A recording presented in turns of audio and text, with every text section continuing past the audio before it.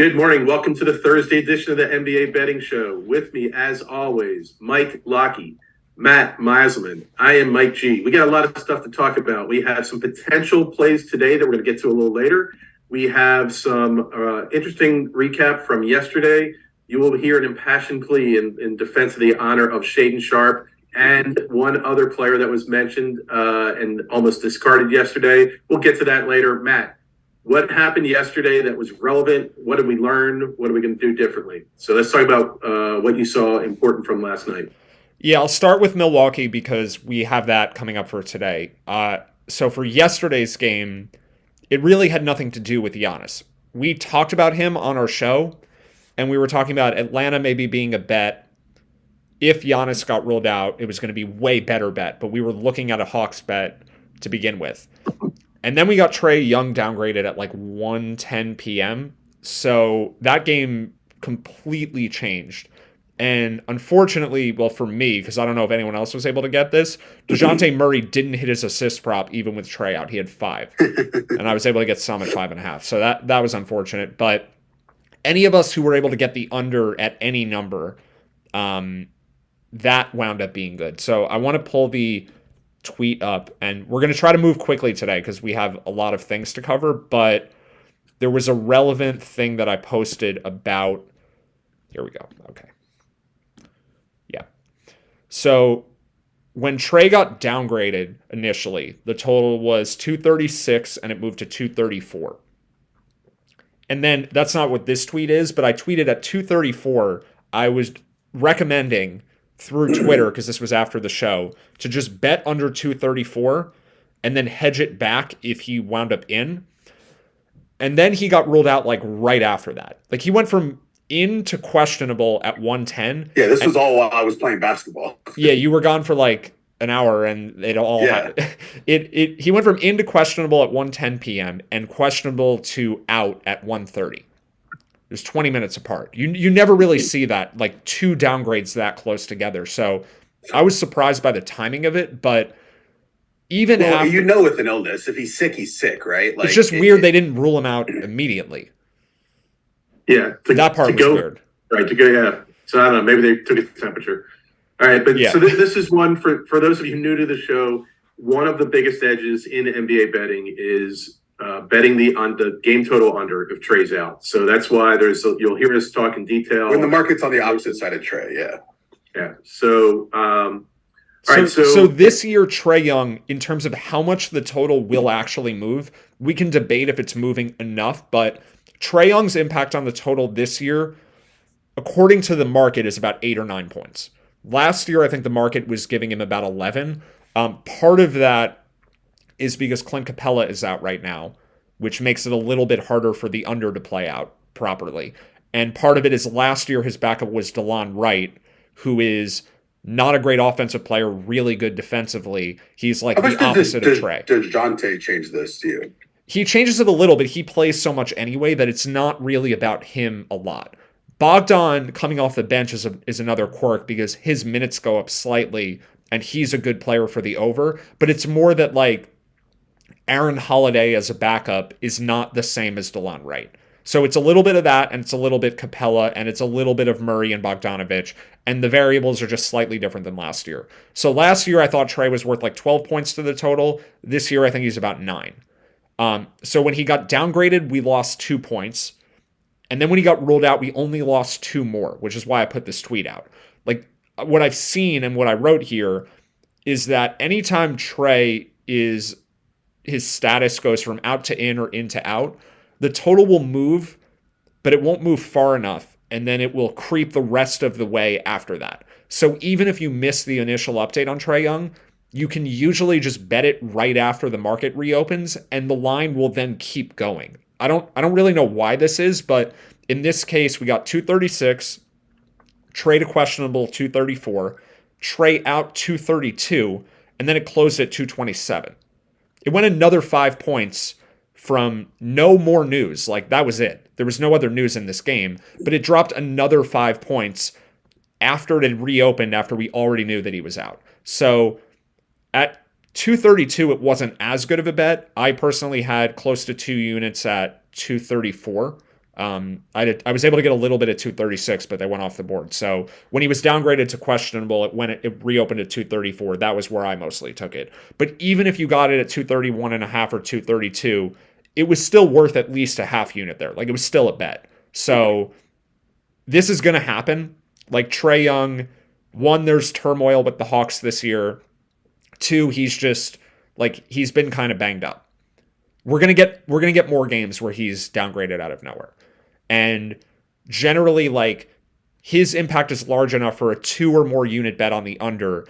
But even after the line reopens, you can still bet almost a whole unit because it probably is going to drop another 4 or 5 points afterwards. And I think this is just going to happen every time. Like, the books are not appropriately quantifying Trae Young's impact on totals. They're more concerned with the spread right away, which I think is a mistake. And I think we all agree. Like, last year, Hawks games with Trae Young in had 27 more points per game than Hawks games with Trae Young out. This year is not that extreme, but he is the most impactful player on totals that I think will ever exist in the NBA, with the combination of pace, really good offense, and really, really bad defense. All of that added together, like, his impact on total far exceeds anything else that he does on the basketball court. Like, that's where it matters. So I hope people got this one. Were you guys able to get anything here? Or, well, basketball, I guess, got in the way for you, being physically active. I wasn't in for the live news, and I don't have a ton of confidence in myself with totals, even though this is a good spot. Once the line had moved, I don't feel good taking it, even though I agree with most of your analysis. I don't know what 4 points of closing line value is, or what 4 points of approximate value is worth on a total. I think, obviously, we've talked about a lot. It's less than what a spread bet would be worth. Right. So I personally was off that. I would have loved to have been on it had I been able to react in real time, but I wasn't able to. Well, I'm gonna lay this out again. I think 1 point of spread edge is equal to 1.5 points of total edge. That's fairly unscientific, but according to, like, how alternate lines are priced and how the market moves and stuff like that, I think if you want a 3-point edge for a 1 unit spread bet, you want a 4.5 point edge for a 1 unit total bet. That's how I treat it anyway. So if people want to just do what I do, if we have a 4.5 point drop incoming for a total, that's a 1 unit bet. So that's how I get a 2 unit bet out of 8 or 9. Got it. I am just going to be on the record of saying Hawks to miss the playoffs is looking pretty good to me. We may have to come back to that. They're playing the Pacers in their next game, which is tomorrow. We should revisit that tomorrow for sure. It's a really big game for the playoffs. I agree with that. So let's flag that and we'll come back to it. All right. So good opportunity, good learning. I think biggest thing I'm taking here is, even if we can't get it right away, the line still moves a good bit afterwards. So it's something to still... Yeah, being thoughtful. If we can get it in the middle before it finishes creeping, then that's something I would have been interested in. But again, I wasn't sure how to play that one.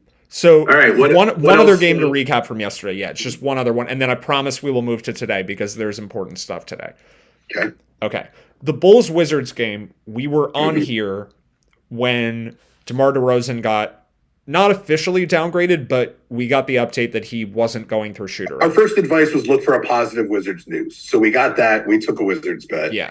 However, the rest of the news ended up making that a really bad bet, and we should have hedged off or bet the other way as a new good bet. I personally didn't do that. I'm pretty sure you did, Matt. Yeah, I tweeted enough about it that if people were following the Twitter account throughout the day, they knew to bet the Bulls. Like, I probably had, 4 tweets about it. I've been getting, if anyone wants to tweet at me and be like, stop, I'm getting too many push notifications from you, I may not listen to you, but feel free to let me know.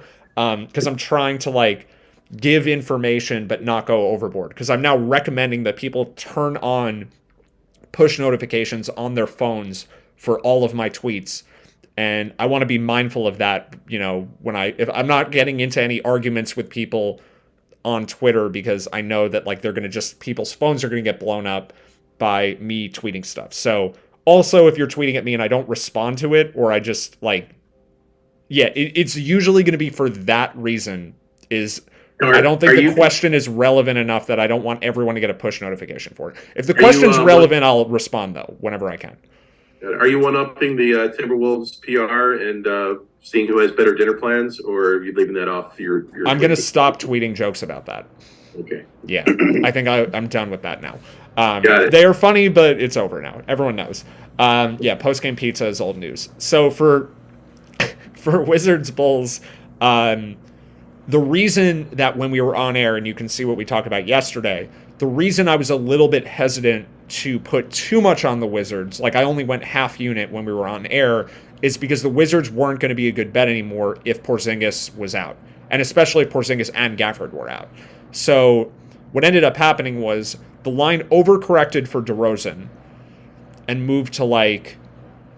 Well, it didn't overcorrect relative to what it would have been with those players in, but it moved a lot for DeRozan. Like, his impact is around 1 or 1.5 points, and it moved like 3 for him. We still would have had Wizards value if Porzingis and Gafford played, but whatever. The line moved for DeRozan quite a bit. So at the time the Porzingis and Gafford news came in, the line was Bulls plus 1.5. The Bulls had become underdogs.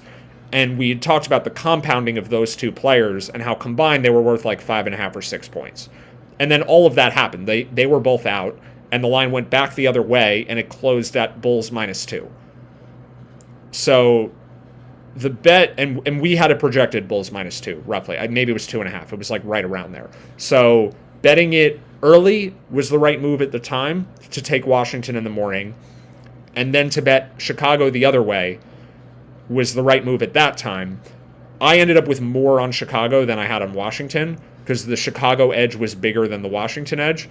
And Zach LaVine making that jumper for 2 at the end to lose by 1 would have been great. That would have been perfect.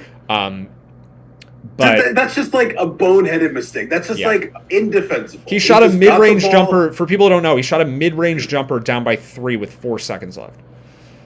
It was like at the buzzer, I think. It wasn't even. They didn't even have an offensive rebound opportunity. Yeah, there was a defensive rebound with half a second left. All right, fair enough. It was basically nothing. If he had made the shot, the game was over. As a pure basketball fan, it was preposterous, and I would have slammed any gavels I had nearby. Yeah, but at Bulls plus 1.5, it was the perfect thing for him to do. He just didn't. Well, yeah, I mean, I don't. He was concerned about his future bet for Bulls. Well, he has Bulls missing the playoffs. He has Bulls missing the playoffs, and he had Bulls covering the spread last night. And he's like, "Let me just shoot a 2. I'm going to win. It's going to be good for both." He was doing exactly what we would have wanted, or what I would have wanted, but he just didn't make the shot. So, cash those checks there. All right. Anything else from yesterday worth mentioning? I don't think so. I think we have enough. I mean, there's some Tyrese Halliburton stuff with the Knicks. Okay, so one other thing that happened yesterday. This one was so close to tip-off that I couldn't even tweet about it, but I ended up with a Knicks -5 bet. Miles Turner was scratched something like 30 seconds before the game started. Yeah, I saw that, actually. Yeah, so they won by 6, barely covered. They blew like a 24-point lead. The game ended up, I think they got it down to like 2. And fortunately for the Knicks, Halliburton wasn't even playing, so they were able to get it back up to a 6-point game. Yeah, so...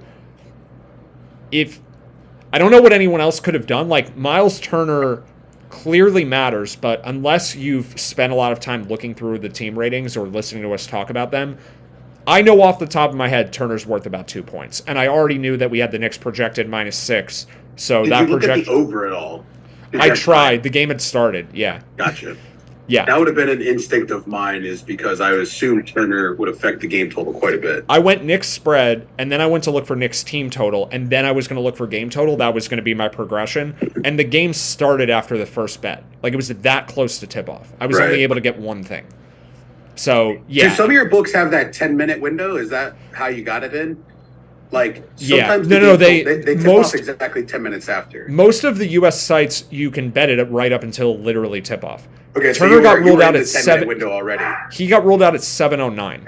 Oh, okay. All right. That's what I was referring to. Yeah, it was as late. Like, if you were playing DFS, there was no possible way to swap that. It was 9 minutes after the game logged. Gotcha. Yeah. So, I mean, those are just not the easiest situations for people. But, yeah, that one, for me, worked out barely okay. Made up for losing stupid things like Kyle Kuzma rebounds and DeJounte Murray assists, which didn't work out. But anyway, that's yesterday. Today, we are definitely talking about Milwaukee. And to the YouTube question about Drew Holiday, that one was just, I didn't answer that because I was already going to sleep. Yeah, that's not, I didn't, and no, Jordan, those aren't my dogs. Those are one of your guys' dogs. Usually Those it's are my my dogs dogs, that are sorry. barking. um, My dog is doing what he always says during the show, and he is sound asleep about 10 feet behind me. So. Dog barking is, I think, you should wake him up because I think dog barking is an integral part of podcasting these days. It's kind of just everyone's podcast is the barking dogs. I don't know which one. Like, you guys can hear some of the time, but like Yeah. other times they're barking the same volume. You guys are like, no, I don't hear them at all. I'm like, okay. Yeah. I think it's just like it's so normalized. I just forget. Maybe we are hearing it and I just don't even realize. But yeah, so for today, I was gonna look at the Bucks box score here just to see minutes for tonight. Okay.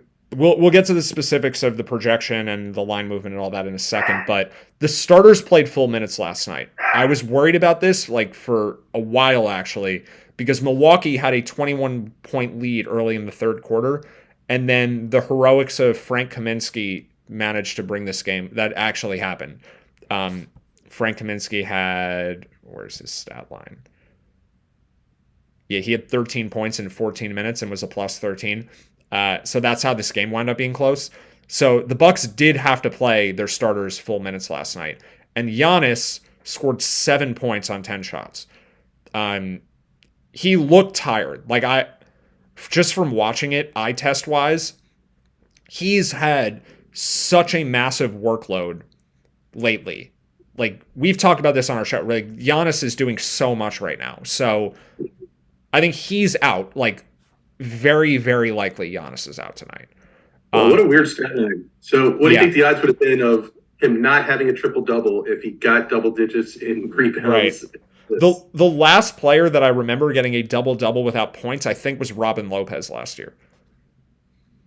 I'm pretty sure Draymond's been there a few times. I'm sure he's done it many times. I just don't know when the last time was. Got it. Yeah, Okay. maybe it was before. All right, You're probably so- right. Draymond's probably done it this year.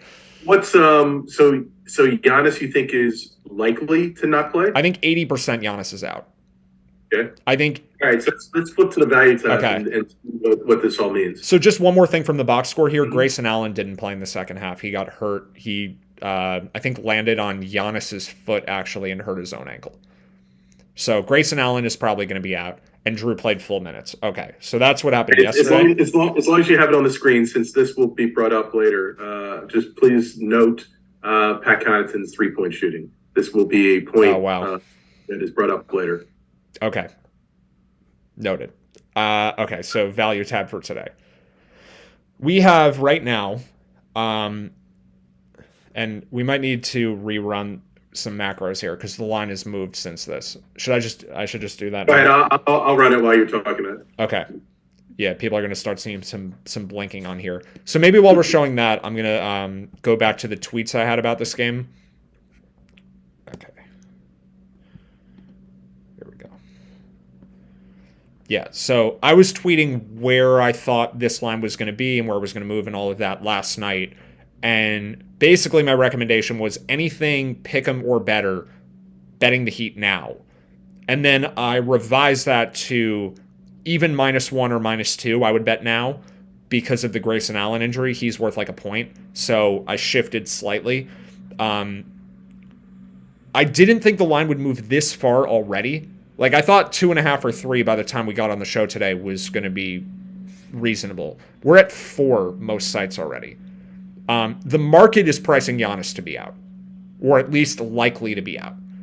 Like this is a bit of a Giannis midpoint, where I think if he gets ruled out now, the line is only going to move. And let's put up unabated here.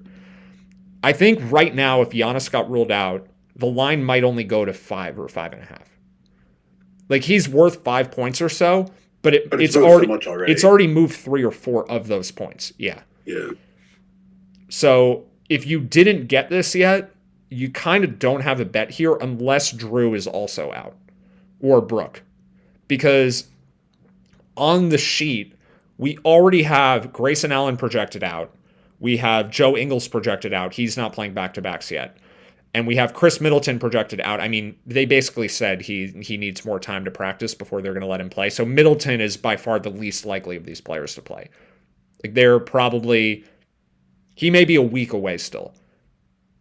So I'm not worried Middleton's going to play. I think best case scenario for him is he returns on Thursday. They're playing the Heat again, but I think it's a home and home, so they'll be back in Milwaukee. I think I have that right.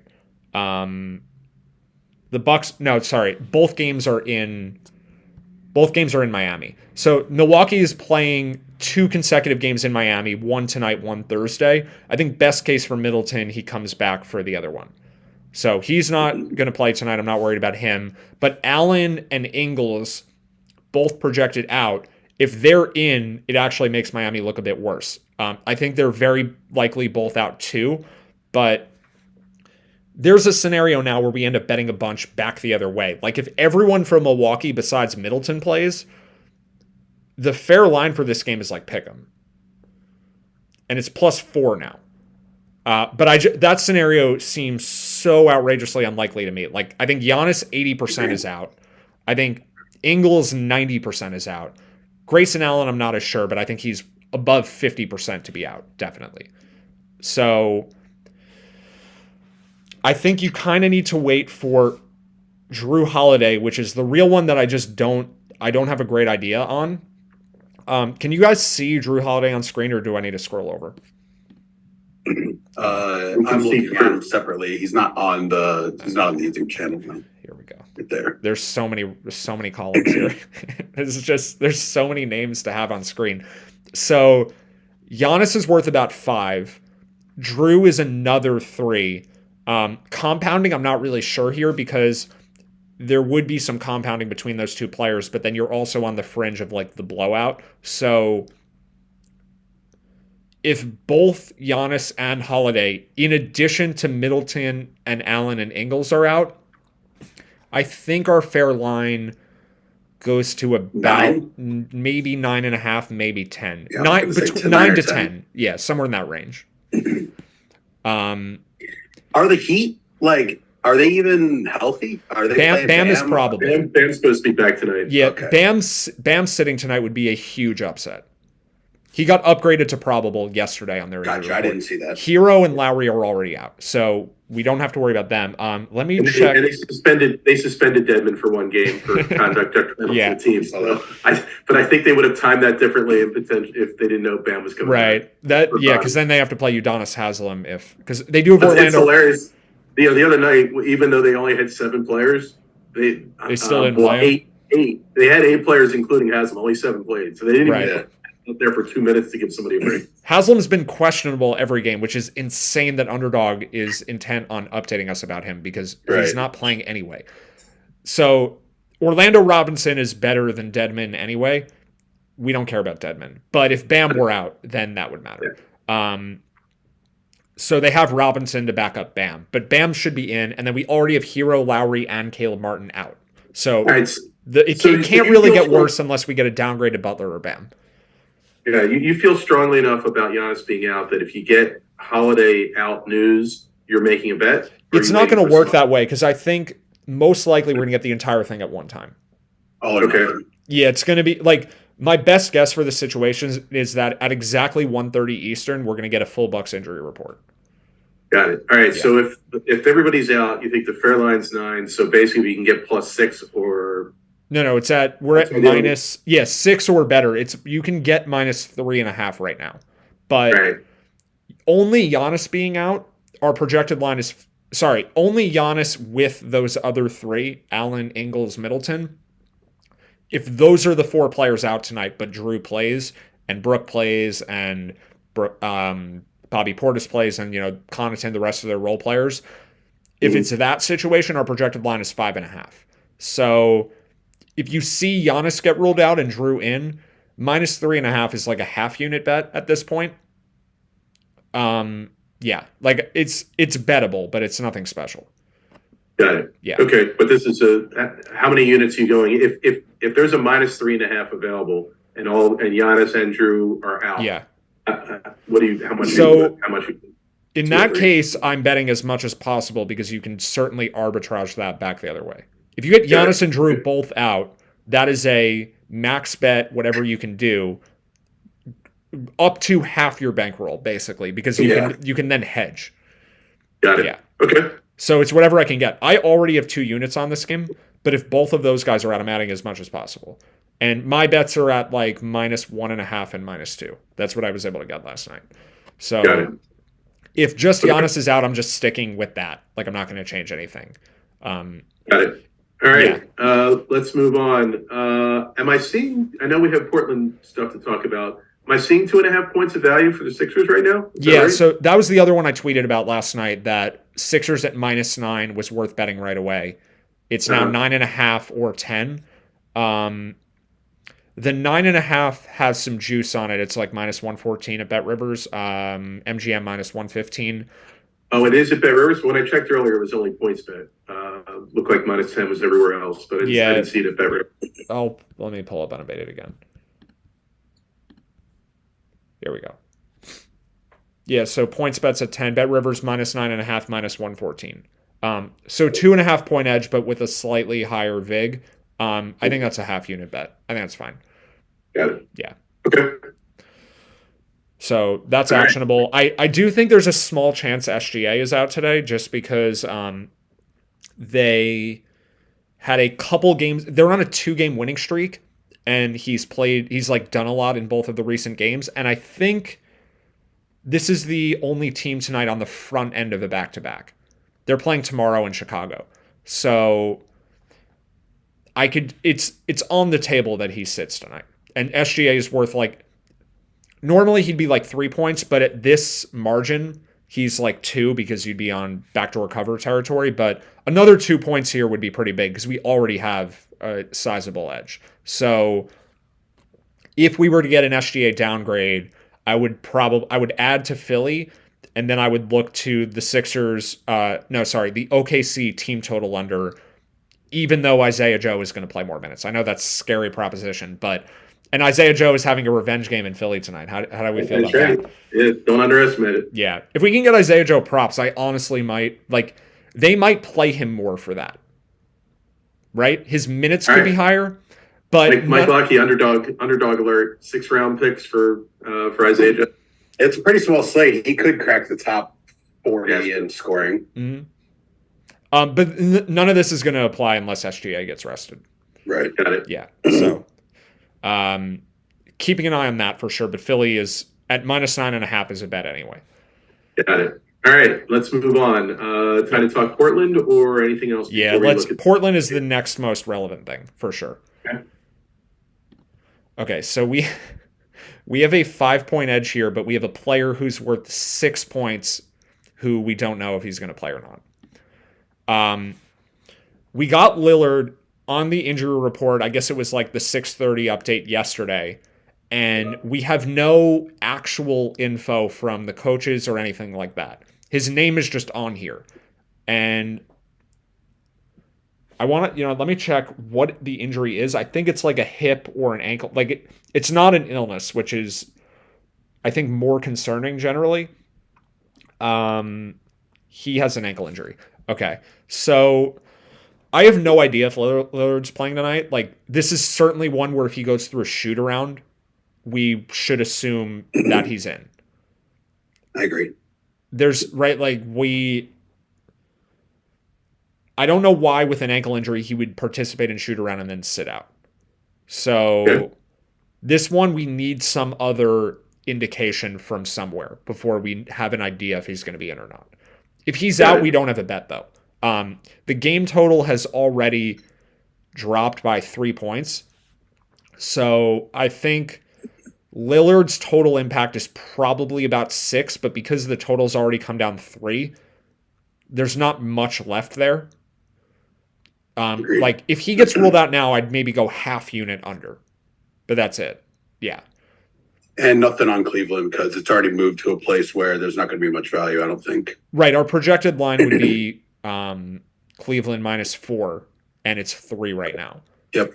If somehow like the line were to drop to 2 or 1.5 throughout the day and then he got ruled out, then maybe. But it's already moved. That's where it opened at 1.5, and it's already up to 3 just because of the chance, just from the downgrade. So really, all this is if Lillard is in, Portland is really good. I think I would also go with Portland team total over because the total itself is going to go up. And the Blazers would be really undervalued. So to just combine those, it would be team total bet. The team total right now, I think we're getting like 108.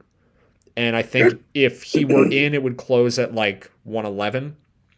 So if we get Lillard in, I'm going like 2 units Blazers and then maybe 3 points on a team total is pretty good, I think. Yeah, it's not as good as a spread, but it's better than a game total. It's somewhere in the middle. So at a 3-point edge on the team total, I'd probably go like a half unit there, in addition to the 1.5 to 2 units on the Blazers. Got it. But we need him in. And so Blazers PR is your next question, right? Yes. Yeah, Blazers PR is a great Twitter account. It's not verified for some reason, but maybe that's okay because then less people will know about it. Okay. Well, so again, for anybody new to the show, we're recommending follow Blazers PR, put on push notifications. 5 points of value is a big deal. So if you get a video of him at shoot around, a mention of him at shoot around, or official news, jump quick to get this Portland line because again, there aren't many days, especially this early in the day, when we're seeing this much value in green on our sheet. So if he's out. I know we talked a little bit about this off air, but so give the breakdown again. We get a lot more Keon Johnson and just a little bit more Simons and a little bit more Shaedon Sharpe. Yeah, so what I was saying before we started is it's never as simple as player A is out, player B is the backup, because the minutes will be distributed to multiple players. So if Lillard's out, we might get like a 1 or 2 minute bump for Anthony Simons. We might get like a 1 or 2 minute bump for Gary Payton. He's on minutes limits, but he's not closing games for them right now. There could be a closing lineup where he's the guy instead. So he's playing like 15 minutes, but he could get to like 18 or 20. So small bump for Simon, small bump for Payton. Both of those guys are positive, so that part is good. Like they're nowhere near as good as Lillard, but they're at least solid backups. But then we're getting twice as many minutes for Shaedon Sharpe probably, who would go from like 15 or 16 to like 30. And his rating is awful. And then we're getting Keon Johnson, who's not in the rotation, probably playing 15, 20 minutes. And he has a -4. I think his player rating is -4. And Sharpe is about the same. Yeah, before you give your Shaedon Sharpe take, his player rating is -5.3, which is the same rating, I think, as DeAndre Jordan. Keon Johnson is a -5. And DeAndre Jordan, just to remind everybody, is only a -5.4. He's a little bit worse than these guys. Like these two players are rated almost as bad as DeAndre Jordan. So that's your starting point. If you want to say Shaedon Sharpe is a little better than the ratings think, I don't think it's going to be a hard sell because his rating is so bad. Yeah, no, I'm with you. And this is probably an unanswerable question, but So when we look at the player ratings, so Sharpe is an interesting one. I mean, for those who don't know, he's really interesting.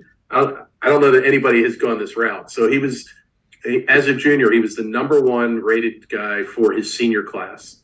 And then he declassified to graduate a year early. So he never played his senior year of high school. So comes out, but was still the number 3 guy coming out that year. Goes to Kentucky, never plays a game, practices. So he basically treated Kentucky the way like Simons and some of the other guys treated their year after high school to just work on their body. So, and with all that, was still the #7 pick in the draft. The guy's like just under 6'5", almost a 7-foot wingspan. So he's got the body.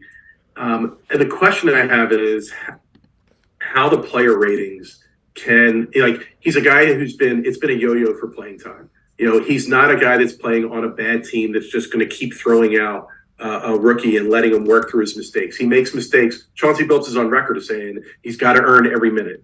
So he's always looking over his shoulder. So when you're playing in 4-minute spurts as a guy who essentially is like a high school senior in terms of playing history, but has all this talent, he's going to have flashes. Like to me, if he gets 30 minutes and he has a game where he knows going in, he doesn't have to worry about that first mistake. I think there's a lot of upside. And there's, he's shown flashes. He's shown flashes of being like really super athletic. Seems to have a nice touch. A little concerned about the free throw percentage, which is usually a better indicator of 3 points.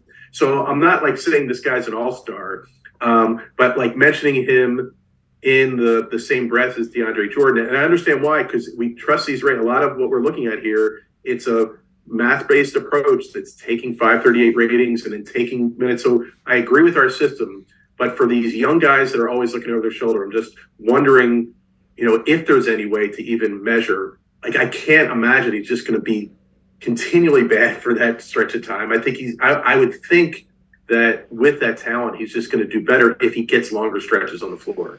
Yeah. Anything actionable there, or we just have to? I think you're onto something, but I don't think it's quite actionable, because I agree that if he were playing more, his production per minute would improve, but I don't think one game of 30 minutes is enough where just he can flip the switch overnight. I think he'd probably have to be a regular part of the rotation over time, Sure. and then by the end of the year, he'd be playing better. But just to give like one other metric that isn't Raptor ratings, this is dunksandthrees.com, and they do percentile estimates, or I guess it's a percentile based projection for how the player has done so far this year. So this is entirely results oriented, and he's only in the 19th percentile in offensive efficiency, and he's in the first percentile for defense. Like, he has no idea what he's doing on the defensive end of the floor. Yeah, this is the major problem. Most of the negative rating is coming from, and I'm just going to check this again, what the split is, but actually for him it's about even. But yeah, he can basically dunk, right? Like, he's going to be in the dunk contest this year, but he's not good at anything else yet. And he's really lost raw defensively. Yeah. Like, they can't play him because the system breaks down on defense when he's out there. Lillard's defense, which is the other part of this, Dame is playing way better defense this year than he's played in past years. So it isn't just that Sharp has been terrible. It's that Lillard is quietly having maybe his best year, with the exception of like in the 2020 season when he was scoring like 40 every night for a couple of weeks, or maybe, I forget how long that was. I was betting his point total unders during that. It was not fun, but he was like breaking projections. But Lillard seems like part of the reason the Blazers have overachieved this year, I think, is because Damian Lillard is playing defense better than he ever has. So the drop off is part of this, but Sharp has just not been good. So I would agree with you mostly in the sense that there's more uncertainty with a super young, raw player than there is. Like, we know DeAndre Jordan is terrible. There's nothing he's going to be able to change to get good, but Shaedon Sharp is not like that. So even though their current ability is the same, the ceiling for Sharp is so high that he could like fluctuate ratings wise over the next week, and it wouldn't shock anyone. Got it. Understood. I think getting back in terms of to what's actionable. Yeah, we're looking for Dame in, and then there's a strong bet here on Portland. Right, so, because we're not betting against Portland if Dame's out, which then you'd have to worry, are we underrating the Blazers because of Sharp? In this case, we're hoping for the scenario where Sharp isn't playing. Yeah, or he's playing anyway. I'm with you. Yeah, that's why I wanted to bring it back to what was actionable. Yep. We got onto a Shaedon Sharp. No, that's okay. Today, so we figured when Portland next came up. But I agree, this Blazers team, like, if you look at 538, they look like a really, really good bet to miss the playoffs right now. The potential development of a younger guy like that is one of the reasons I'm a little reluctant there. Because the team could be a lot better a month from now if he's playing really well. Or, we're coming up on the trade deadline.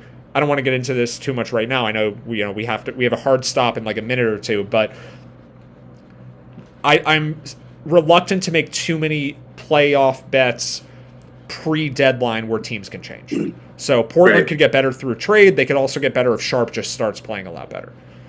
Got it. All right. I've got one quick mini trivia question for you that relates to something from yesterday's show. I'm going to name some players, and then I'm going to ask what these guys all have in common as relates to someone we talked about yesterday.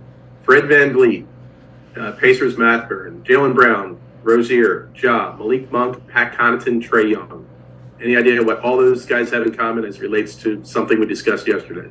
You kind of hinted at it earlier. Are they shooting below some threshold of three-pointers this year? How bad? They are all shooting significantly below Isaiah Stewart threes. So God. we were castigating Isaiah Stewart threes yesterday. The guy's only 1% below the league average, and he's above all those guys I just mentioned. He's improving. Yeah, I mean, all I'm saying is he's not terrible. He's not. This is not. I mentioned Mark Madsen yesterday, the famous Mark Madsen game. By the way, I looked up the stats. He shot 1 for 15 overall and 0 for 7 from three. Had never made a three going into that game. That was a game that Minnesota needed to lose, or they would have lost to protect the draft pick. Right. So the coaches just told them to chuck it up. Anyway, Oh, so I guess this was my day to defend the honor of Shaden Sharp and Isaiah Stewart. So keep making those threes, Isaiah, and hopefully we'll get a better line so we can make some money on it again like we did last year.